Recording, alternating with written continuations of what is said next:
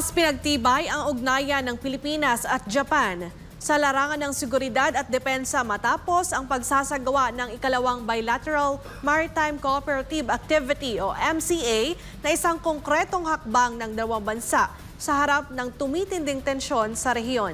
Si Almar Fersuela sa balita.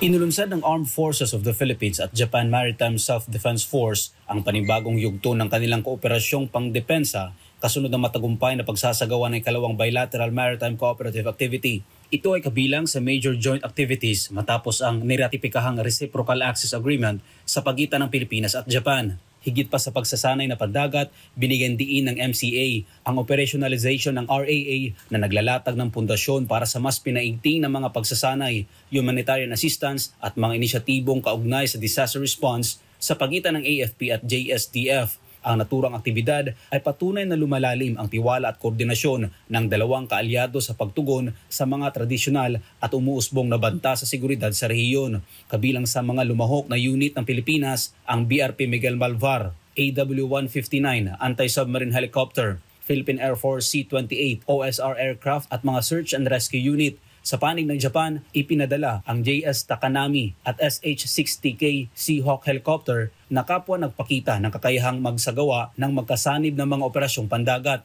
Tampok sa MCA ang mga pangunahing bahagi ng pagsasanay tulad ng communication check exercise, anti-submarine warfare exercise, cross-deck exercise, division tactics and officer of the watch maneuvers at iba pa na nagpamalas ng mahusay na interoperability o kakayahang mag-operate ng sabay at maayos ng dalawang puwersa. Binigyan din naman ni AFP Chief of Staff General Romeo Browner Jr. na ang nasabing aktibidad ay higit pa sa pagpapakita ng kakayahang pandagat. Ito anya isang pagpapamalas ng Pilipinas ng matatag na paninindigan na panatilihin ang kapayapaan, katatagan at isang kaayusang nakabatay sa mga alituntunin sa Indo-Pacific region. Anya sa pamamagitan ng RAA ay lalo pang lalalim at magiging mas epektibo ang koordinasyon ng Pilipinas sa Japan upang tugunan ang hamon sa pagbibigay ng seguridad.